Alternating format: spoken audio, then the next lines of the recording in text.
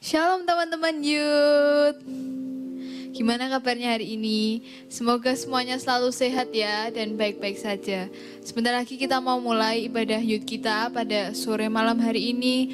Sebelum kita mulai ibadah kita, saya mau ajak semuanya tundukkan kepala, kita sama-sama berdoa. Terima kasih Tuhan Yesus untuk penyertaan-Mu yang sempurna dalam hidup kami Tuhan. Terima kasih untuk segala kebaikan-Mu yang selalu kami rasakan Tuhan. Sebentar lagi kami mau mulai ibadah ya Tuhan. Engkau berkati ibadah online ini dari awal, pertengahan hingga akhirnya. Terima kasih Tuhan Yesus, kami sudah berdoa dalam nama Tuhan Yesus. Haleluya. Amin.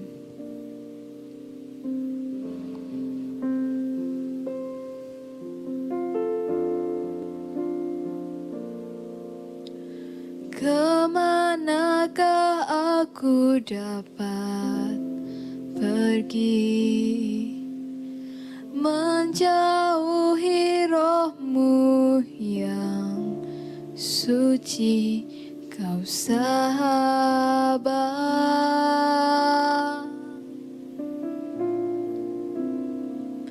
dan Kau dekat.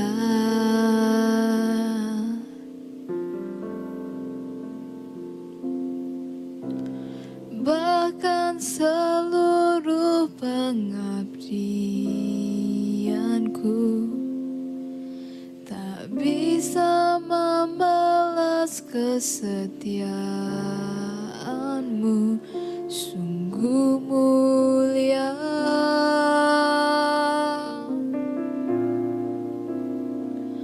dan berharga.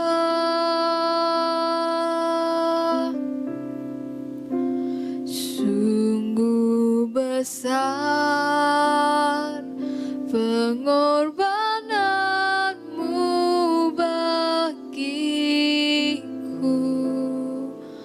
terlalu dalam untuk dimengerti. Sungguh besar, sungguh indah yang Kau pikirkan tentangku, tak terselami bagiku.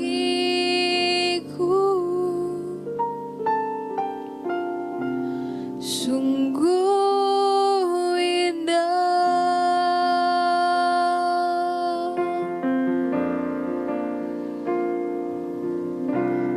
Kemanakah aku dapat pergi, menjauhi roh-Mu yang suci, Kau sahabat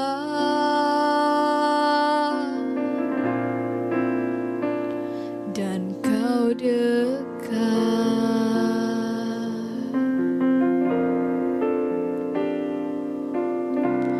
Bahkan seluruh pengabdianku tak bisa membalas kesetiaan-Mu, sungguh mulia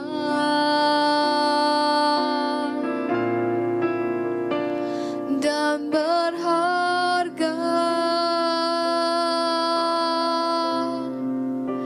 Sungguh besar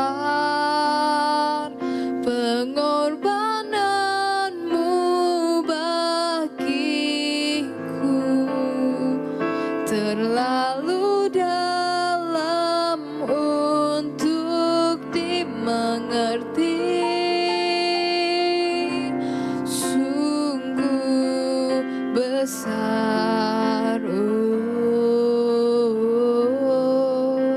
sungguh indah yang Kau pikirkan tentangku, tak terselami bagiku.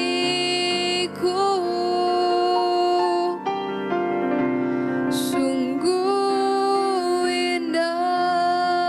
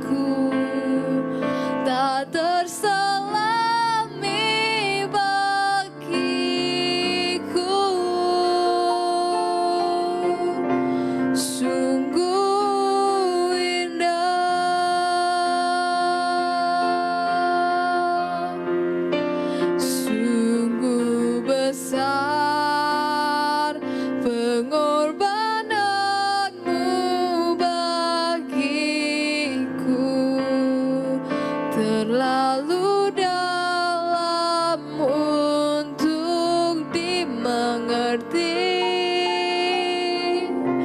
Sungguh besar, sungguh indah yang kau pikirkan tentangku, tak terselami bagiku.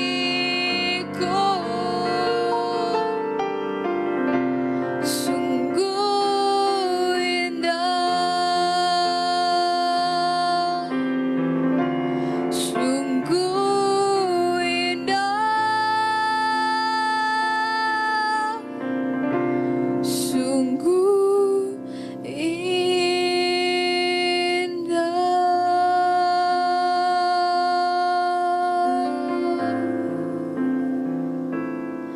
Terima kasih Yesus, sungguh indah Tuhan. Oh, terima kasih Yesus, Engkau sangat baik. Terima kasih. Oh, terima kasih.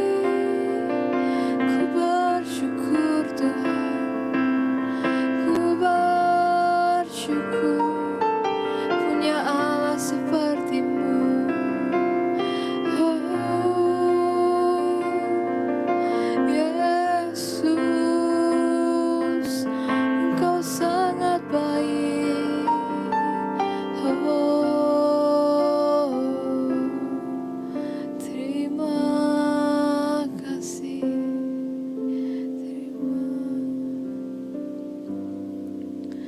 Gak peduli seperti apa, seperti kotor apapun dosamu, tetap percaya bahwa Tuhan selalu mencintai kamu dan Dia selalu menerima kamu. Saya ajak semuanya menyembah Tuhan, kita masuk dalam hadirat-Nya lebih dan lebih lagi. Katakan terima kasih Tuhan untuk cinta-Mu yang sempurna. Terima kasih Yesus. Oh,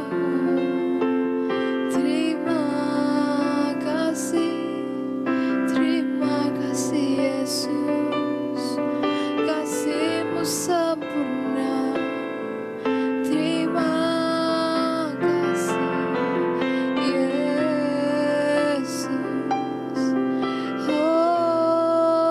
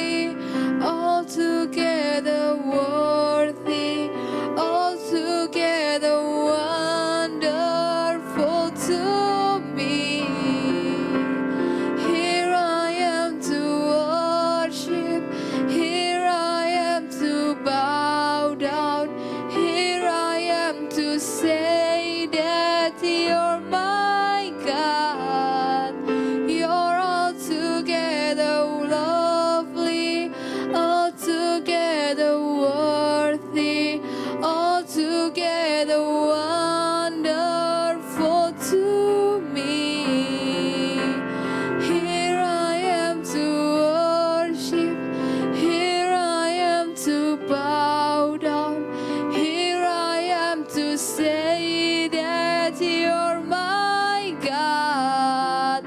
You're altogether worthy, altogether lovely, altogether wonderful to me.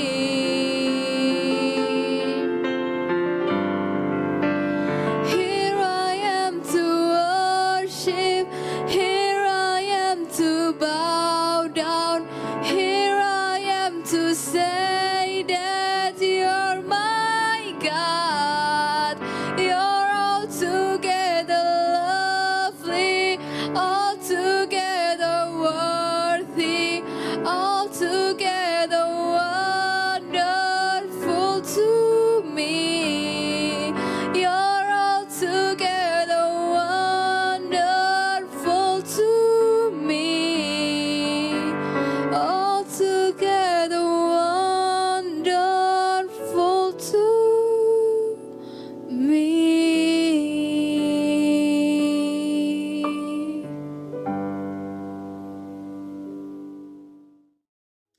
Halo, kita jumpa lagi, kita ketemu lagi sore ini di acara sharing firman, acara ibadah Youth Bethany Madiun. Masuk ke bulan Februari, kita tahu tema bulan ini kita membahas masalah tentang relationship. Dan kali ini Kodarman mau fokus ke masalah hubungan yang lebih spesifik, yaitu hubungan kakak dan adik.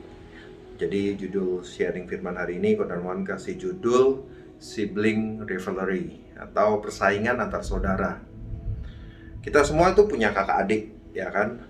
Mau ada yang punya kakak aja atau punya adik atau punya keduanya gitu loh. Jadi bagi yang anak tunggal mungkin kalian bisa tetap punya hubungan dengan sepupu-sepupu, atau bagi yang nggak punya sama sekali ya nggak masalah sih. Jadi kalian beruntung lah itu, atau malah kasihan karena kalian cuma sendiri. Jadi kita tahu sih bahwa hubungan kakak adik itu hubungan yang dekat kan. Kita tinggal di satu rumah, besar bersama, bertumbuh bersama. Jadi karena bertumbuh kita kan dekat. Jadi karena dekat sering ada gesekan. Gesekan itu kadang-kadang merupakan pengalaman yang menyenangkan mungkin, atau mungkin juga pengalaman yang tidak menyenangkan. Bisa karena perlakuan orang tua, atau saudara, atau kakek, nenek, atau mungkin orang-orang rumah, atau teman-teman yang membanding-bandingkan kalian, atau kata-katanya yang mungkin kurang pas, sehingga hal itu membekas, menimbulkan luka yang membekas sampai dewasa. Dan akibat luka masa lalu, luka yang masa kecil itu kadang-kadang nggak jarang bahwa akhirnya berlanjut hingga ke hubungannya ke dewasa, sehingga akhirnya cekcok, ribut besar, nggak mau bicara satu sama lain, cuek, masa bodoh ya kan. Bahkan yang lebih parah ada yang sampai rebutan warisan gitu kan, jadi sampai bacok-bacokan ya toh. Jadi ya sebenarnya bagi kita sebagai pengikut Kristus hal itu kan nggak banget ya. Jadi sesama saudara kok ribut, perintah Tuhan kita harus saling mengasihi ya kan. Sama orang lain aja mau bisa mengasihi, masa dengan saudara sendiri kita tidak bisa mengasihinya. Jadi karena itu ada firman yang berkatakan di Mazmur 133 ayat yang pertama sampai ketiga. Kita baca sama-sama. Mazmur 133, nyanyian Ziarah Daud. Sungguh alangkah baiknya dan indahnya apabila saudara-saudara diam bersama dengan rukun, seperti minyak yang baik di atas kepala meleleh ke janggut, yang meleleh ke janggut Harun dan ke leher jubahnya, seperti embun gunung Hermon yang turun ke atas gunung-gunung Sion, sebab kesanalah Tuhan memerintahkan berkat kehidupan untuk selama-lamanya. Jadi ini yang indah, bahwa kalau bersaudara hidup dengan rukun, ya kan, kakak adik hidup dengan rukun, Tuhan perintahkan berkat. Berkat di sini bukan bicara mengenai berkat materi saja, berkat kekayaan, uang atau apapun itu, tapi berkat juga bisa bicara mengenai joy, sukacita, bicara juga mengenai mungkin orang kalau kehidupan, pemeliharaan Tuhan. Jadi bahkan di tengah kesederhanaan, kalau kita bicara materi, di tengah kesederhanaan, kakak adik berkumpul bersama dibandingkan itu akan lebih indah dibandingkan hidup kemewahan tapi ribut antar saudara. Ya kan, mangan ramangan sementing kumpul. Itu pepatah bahasa Jawa tapi ada betulnya juga kan, gitu. Jadi berkat di sini juga bicara mengenai mungkin kesatuan hati. Di saat saudaramu kesusahan, kalian bisa support. Di saat kalian kesusahan, saudara kalian bisa support. Jadi saling membantu di masa-masa yang sedih. Jadi bukan sebaliknya. Jadi kalau saat saudaramu sedih, kamu ikut sedih. Di saat saudaramu senang, otomatis kamu juga harus ikut senang. Jadi maka dari itu Kodarman mau sharing masalah ini. Bagaimana kita lihat dari berkaca dari hubungan pertama kakak adik di dunia, hubungan yaitu keluarga pertama di dunia, yaitu keluarga Adam dan Hawa. Kita ketahui Adam dan Hawa punya anak Kain dan Habel. Ya kan? Ini sama-sama kita baca di Kejadian 4 ayat 3 sampai 8. Kejadian 4 ayat 3 sampai 8. Kain dan Habel. Kita baca dari ayat 2 aja. Ya, selanjutnya dilahirkannya Habel adik Kain. Habel menjadi gembala kambing domba, Kain menjadi petani. Setelah beberapa waktu lamanya, maka Kain mempersembahkan sebagian dari hasil tanah itu kepada Tuhan sebagai korban persembahan. Habel juga mempersembahkan korban persembahannya dari anak sulung kambing dombanya, yakni lemak-lemaknya. Maka Tuhan mengindahkan Habel dan korban persembahannya itu. Tetapi Kain dan korban persembahannya tidak diindahkannya. Lalu hati Kain menjadi sangat panas dan mukanya muram. Firman Tuhan pada Kain, "Mengapa hatimu panas dan mukamu muram? Apakah mukamu tidak akan berseri jika engkau berbuat baik? Tetapi jika engkau tidak berbuat baik, dosa sudah mengintip di depan pintu. Ia sangat menggoda engkau, tetapi engkau harus berkuasa atasnya." Kata Kain kepada Habel adiknya, "Mari kita pergi ke padang." Ketika mereka ada di padang, tiba-tiba Kain memukul Habel adiknya itu, lalu membunuh dia. Jadi di sini hal pertama yang kita pelajari mengenai Kain dan Habel. Di sana ada situasi di mana Kain dan Habel akhirnya bergesekan. Ya kan, Kain mulai marah, panas, ya kan. Akhirnya yang dari belajar hal ini penting karena kamu tahu kenapa. Soalnya dengan kamu tahu kenapa, kamu bisa menghadapinya, bisa bagaimana menghadapi masalah situasi ini jika ini menimpa kalian. Yang pertama, Kejadian 4 ayat yang kelima, Kain itu membiarkan dia terus menyala-nyala. Jadi dalam bahasa aslinya itu ibaratnya Kain itu membiarkan emosinya meledak-ledak, gitu kan, seperti api yang membakar gitu kan, panas terus gitu loh. Jadi terus dibakar terus. Jadi seperti apa bahasa Jawa kita, bahasa muntuk-muntuk gitu loh kan.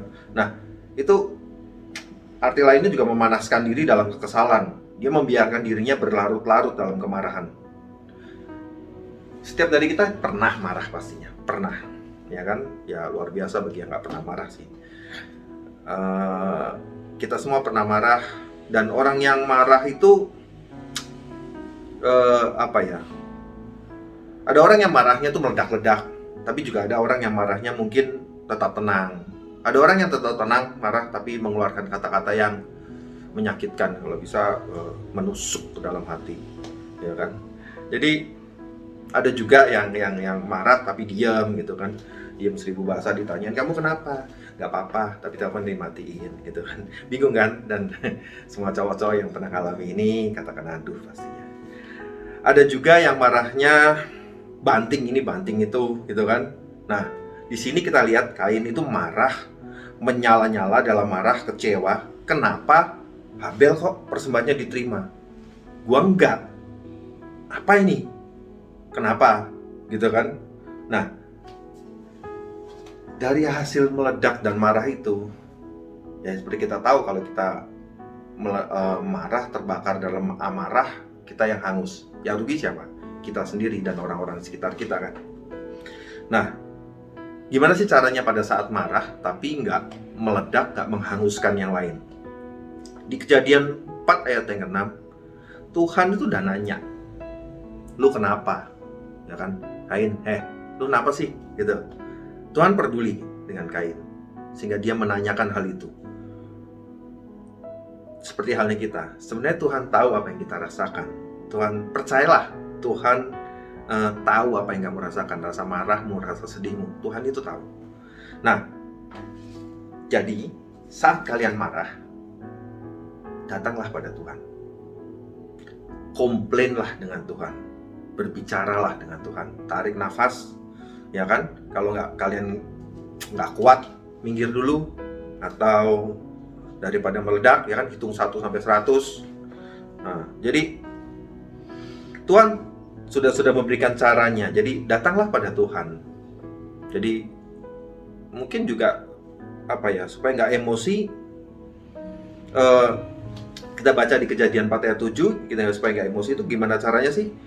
Supaya rasa amarah ini nggak terus meledak-ledak, ya kan? Di terjemahan yang Indonesia sehari-hari itu berkata gini, jika engkau berbuat baik, pasti engkau tersenyum. Jika engkau berbuat jahat, maka dosa menunggu untuk masuk ke dalam hatimu. Dosa hendak menguasai dirimu, tetapi engkau harus mengalahkannya. Kan? Jika kita tahu bahwa Tuhan sudah memberikan clue bagi kita bahwa kita dapat mengalahkan rasa amarah itu, mengalahkan dosa itu, bahwa jangan takut, jangan membiarkan kalian yang dikuasai oleh marah, tapi kalian yang harus menguasai rasa marah itu. Jadi sama di Efesus, kita pernah baca di Efesus 4 ayat 26 sampai 27. Dalam terjemahan sederhana Indonesia itu berkata, apabila kamu marah, janganlah sampai kemarahan itu membuat kamu berdosa. Berhentilah marah sebelum matahari terbenam. Bahwa kamu harus menguasai marahmu.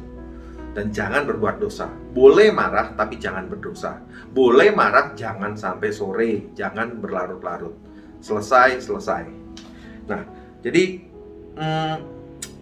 kamu tidak memberikan kesempatan bagi dosa atau iblis untuk mengalahkan kamu, ya kan? Jadi kata Tuhan, kamu bisa mengalahkannya. Tenang aja, tersenyumlah, bahagialah, terimalah apa adanya, terima apalah keadaan itu. Atau mungkin ada pas ada kata-kata menyakitkan atau dibanding-bandingkan, ya sudah, terima saja. Jadi senyum aja.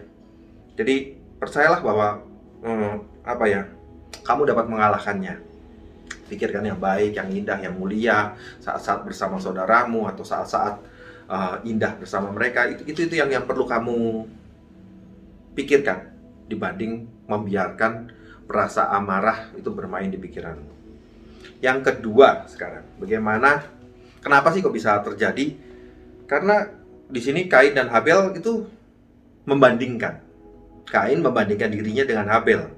Kita baca di Kejadian 4 ayat ke-5, Kain melihat persembahannya tidak diterima, sedangkan Habel diterima.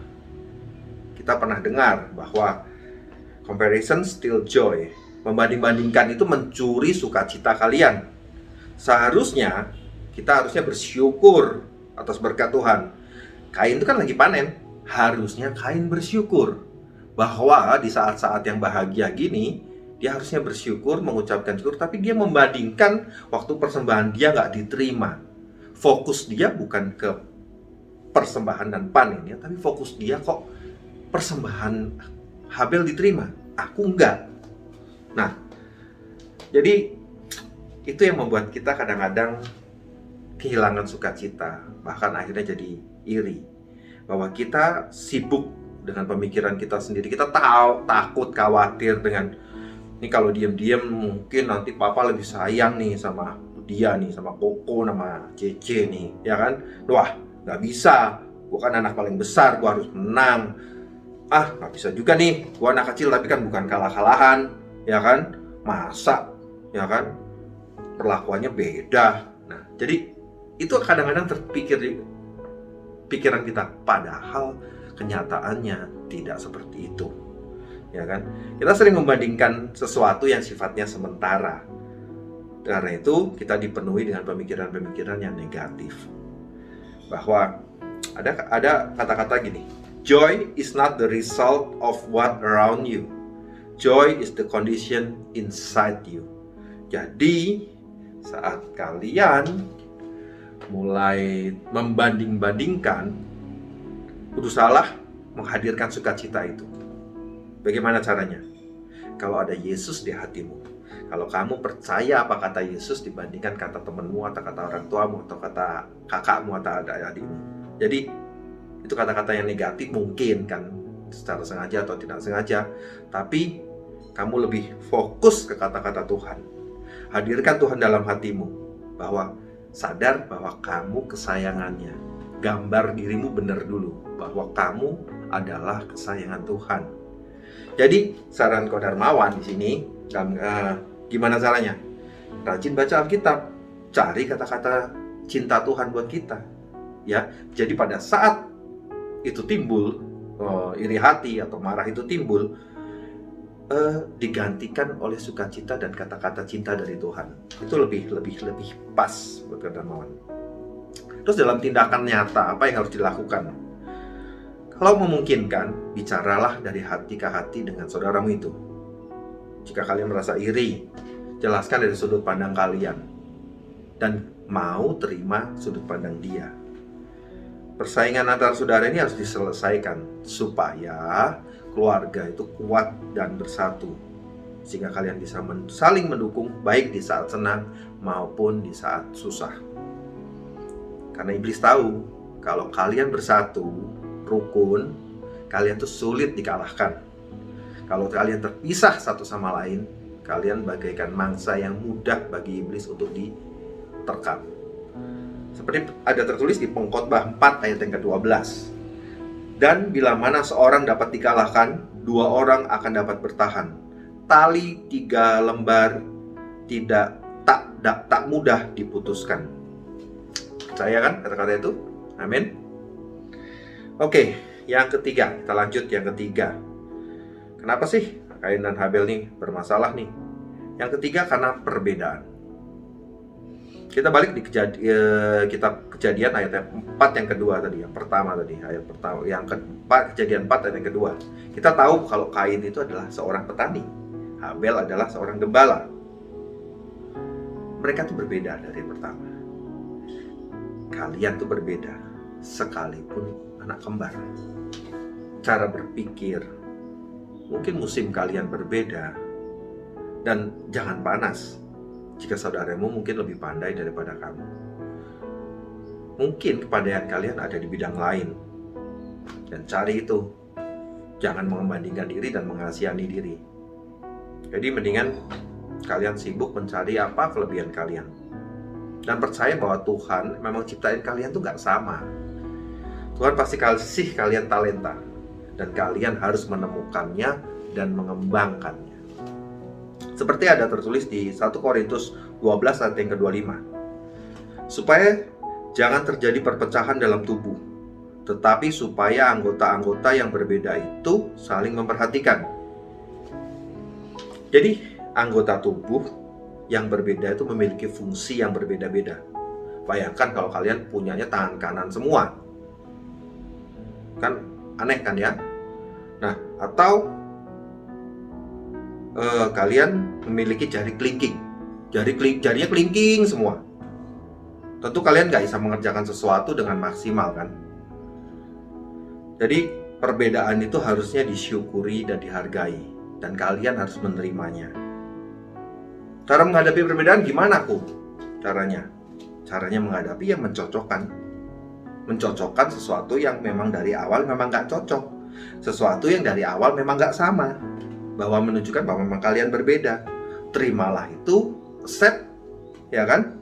Bahwa kamu tetap saudara kandungku, kamu tetap saudaraku, you are my sibling, whatever it takes, apapun yang terjadi, ya kan? Kalian akan menerima dia, dan percayalah, menerima akan lebih mudah dibandingkan kita menuntut. Jadi kesimpulannya, kalau kalian marah, marah jangan berlarut-larut, jangan meledak-ledak, jangan bikin sakit hati orang. Mungkin cari kesibukan, minggir dulu, olahraga kek, main musik kek, masak kek, mau makan, mau minum, terserah, ya kan? Jangan berlebihan. Kalau iri hati muncul, apa ya yang kalian lakukan? Ingat kata-kata Tuhan dan ajak komunikasi saudaramu, ajak berbicara dari hati ke hati kalau itu memungkinkan. Dan cari situasi dan kondisi yang tepat tentunya. Yang ketiga, pahami dan terimalah perbedaan kalian. Percayalah hal itu akan menguatkan. Perbedaan itu akan menguatkan kalian, bukan untuk memecah kalian. Dan sebagai penutup, Kodarmawan mau baca ini nih. Kawan, sahabat, pacar, kerjaan, impian, harta, dan hal-hal lain bisa saja datang dan pergi. Tapi kalian berdua selamanya adalah kakak dan adik. Kalian harus saling tolong menolong, saling mengasihi, mendengarkan, melindungi, membela, mengampuni, menerima, dan mendukung satu sama lain selama-lamanya. Ya, selama-lamanya. Jadi saran Kodarmawan, setelah dengar ini mungkin kalian punya masalah dengan saudara atau gimana, komunikasi dengan mereka, telepon mereka, WA mereka kalau mereka tidak di kota yang sama. Jika di dekat kalian, ajak mereka hangout bareng, makan bareng, peluk mereka, berbicara dengan mereka, menangis bersama mereka, tertawa bersama dengan mereka, dan berdoa bersama dengan mereka. Karena percayalah, kesanalah Tuhan perintahkan kehidupan, pemeliharaan, dan damai sejahtera-Nya. Amin. Oke, Kodarmawan percaya siaran firman Tuhan kali ini akan berguna untuk memperlengkapi kalian, sehingga kalian semakin tajam dan berdampak baik di tengah keluarga dan komunitas kalian. Oke, selamat hari Minggu, selamat akhir minggu. Tuhan Yesus memberkati. Amin. Oke, sudah berakhir. Kita sama-sama berdoa. Terima kasih Tuhan untuk kesempatan sore hari ini kami boleh beribadah, boleh mendengarkan firman-Mu yang memperlengkapi kami, menguatkan kami, mendewasakan kami, menegur kami ya Bapa. Kami percaya firman-Mu ini adalah kata-kata daripada-Mu, sehingga Engkau sendiri yang berkata-kata, sehingga dampaknya bisa kami rasakan dalam hati kami Tuhan. Kami percaya Bapa, semua ini hanya berdasarkan kasih-Mu kepada kami. Hanya di dalam nama Tuhan Yesus kami berdoa dan mengucap syukur. Haleluya. Amin. Sebab kasih setiamu lebih dari hidup, kebaikanmu melimpah atasku. Jiwaku melekat kepadamu Tuhan, betapa ku merindukanmu, betapa ku merindukanmu, oh, betapa ku merindukanmu.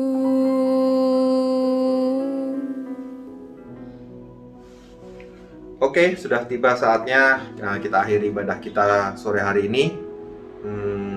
Mari sama-sama kita tutup dalam doa. Segala puji syukur kami naikkan ke hadirat-Mu Tuhan. Telah selesai ibadah kami sore hari ini. Kami percaya Kau hadirkan kami di ibadah kami minggu depan. Kami percaya Engkau memberkati kami dengan tubuh yang sehat, memberkati keluarga kami dengan tubuh yang sehat. Lindungi kami dari penyakit ini Tuhan. Kami mendoakan juga ya Bapa, negara kami, bangsa kami selalu dalam perlindungan pemeliharaan-Mu Tuhan. Kami percaya Bapak Presiden dan jajaran Menteri dapat memimpin kami melalui masa yang sulit ini ya Bapak. Kami percaya Bapak, Kau memberkati kota kami di mana kami tinggal. Kau memberkati orang tua kami ya Bapak. Kuatkan mereka ya Bapak, dan mampukan kita semua, kami semua, untuk menjadi berkat ya Bapak. Mari kita angkat tangan, kedua tangan kita untuk terima berkat daripada Tuhan. Turunlah berkat, kasih karunia dari Allah Bapa, Putra, dan Roh Kudus berkat daripada mereka, pemeliharaan dan cinta kasih daripada Yesus turun atas kalian. Dan terimalah berkat ini dan jadilah berkat dimanapun kalian ditempatkan. Di dalam nama Tuhan Yesus kami berdoa dan mengucap syukur. Haleluya. Amin. Oke, sampai ketemu minggu depan. Tuhan Yesus memberkati. Happy Saturday, God bless you.